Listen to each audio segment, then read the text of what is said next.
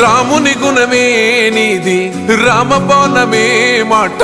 వదిలినవో ప్రాణం పోయిన తిరుగుండదు గంట అన్యాయాన్ని చూస్తే ఆగదులే నీ అడుగే అవతలోడు ఎంత వాడైనా ఎదురెనుతావంట ఓర్వని కల్లే నీకు సంకల్లే ఇస్తున్నా తెంచేస్తావే ఏ ఆపద పిలుపును విన్నా